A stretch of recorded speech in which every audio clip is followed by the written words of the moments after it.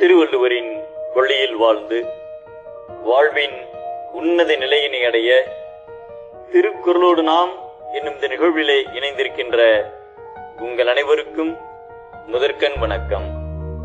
குறள் எண் 761, அதிகாரம் படை மாட்சி. பிரெஞ்சு நாட்டு மாவீரன் நெப்போலியன் தனது படை வீரர்களை அடிக்கடி ஊக்கப்படுத்தி அவர்களது தன்னம்பிக்கையையும் தைரியத்தையும் மிகுதிப்படுத்துவார். அதன் காரணமாக படை வீரர்கள் மிகவும் உற்சாகமாக போரில் ஈடுபட்டு வெற்றி மேல் வெற்றியை பெற்றுத் தருவார்கள்.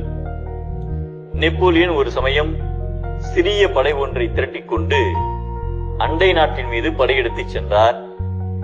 ஆனால் எதிரி நாட்டின் படையோ மிகப்பெரிய பலம் வாய்ந்ததாக இருந்தது. இரு நாட்டு படைகளுக்கும் நடுவில் ஒரு சிறிய பாலம் இருந்தது.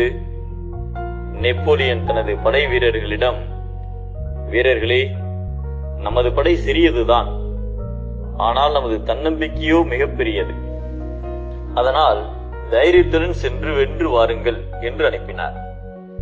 படை வீரர்கள் பாலத்தின் வழியாக கடந்து சென்றார்கள். எதிரி படைகளின் எண்ணிக்கையை ஏறெடுத்து பார்த்ததும் பயந்து போனார்கள். அவர்களை வெல்வது முடியாத காரியம் என்று தாங்கள் சென்ற பாலத்தின் வழியாகவே திரும்பிவிட்டார்கள். நெப்போலியனிடம் திரும்பி வந்து, அவர்களுடன் மோதுவது விவேகம் அல்ல, அது மிகப்பெரிய படை என்று கூறினார்கள். நெப்போலியன் மீண்டும் அடுத்த நாள், வீரர்களே, நீங்கள் வீரமிக்கவர்கள், உங்கள் திறமையையும் பலத்தையும் நம்புங்கள், உங்களால் முடியும், சென்று வென்று வாருங்கள் என்று அனுப்பி வைத்தார். வீரர்கள் மறுபடியும் சென்றார்கள். எதிரியின் படை எண்ணிக்கையை பார்த்து பயந்து மீண்டும் அதே பாலத்தின் வழியாக திரும்பிவிட்டார்கள். நெப்போலியன் எப்போதும் விவேகத்தோடு யோசிப்பவர்.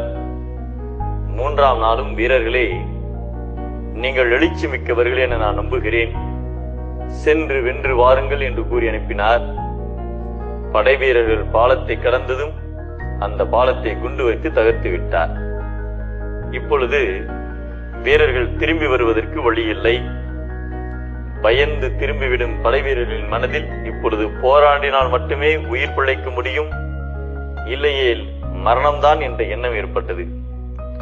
அதனால் தீரத்துடன் போரிட்டு வெற்றி பெற்றார்கள். அனைத்து உறுப்புகளும் நிறைந்து இடையூறுகளுக்கு அஞ்சாமல் பகையை வெல்லும் படையே அரசனுடைய செல்வங்களில் முதன்மையான செல்வமாகும் என்பதை உறுப்பமைந்து ஊரஞ்சா வெல்வடை வேந்தன் வெறுக்கையிலெல்லாம் தலை என்கிறார் நம் தெய்வப்புலவர் திருவள்ளுவர்.